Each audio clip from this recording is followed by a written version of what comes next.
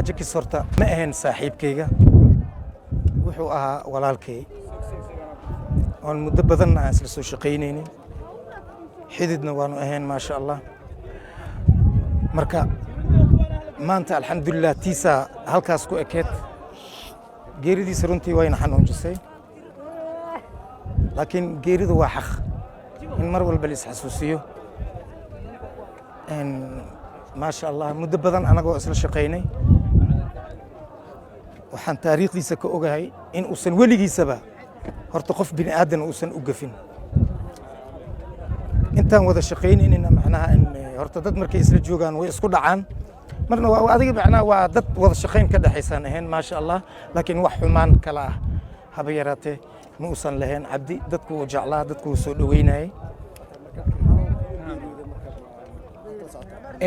sida ay dhakhaatiirtu sheegeen sanbabaha ibir ah ay dhaheen waxay aaneynayeen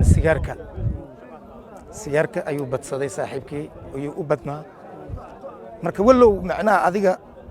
asbaab bini aadan asbaab la'aan ma dhinto taas sababteed taasay lahayd sigaarka badan sanbabaha macnaha ibiray ahaayeen neeftaa dhibaysay marka alxamdulilaahi rabbilcaalamiin haddana ilaahay waa naga oofsaday marka ehelka uu ka tagay familka uu ka tagay waxaan u rajaynaa sabir iyo iimaan inuu ilaahay siiye asagana kitaabkiisa midig inuu ka siiyo ilaahay uuna ka dhiga marti la jecel yahay cabdi sida aan u jecelnahay in loo jeclaan doono insha allah taasaan u rajaynaa horta ajakis dadaan garanayn waxaan umaleeyahay adduunka maba ku noolaba sakhiir iyo kabiir marka waxaan leeyahay mar walbo hadda waa naga jilcan yahay waxaan u baahannahay oo keliya in aan asaga faataxada u akhrino ilaahay qabrigiisa ha u waasiciyo qabrigana allah ku qaboojiyo cabdi qofaana garanaynin male cabdi wuxuu ahaa qof nadiif ah qof asxaabta ehelka qaraabada intaba soo dhoweynaya maasha allah aad iyo aad samar iyo imaan allah naga wada siiya dhammaantayna waxaa waaye idaa jaa ajluhaa laa yastakhiruuna saaca walaa yastakdimuun marka alxamdulilah inkastoo macnaha soomaalida ay tiraahdo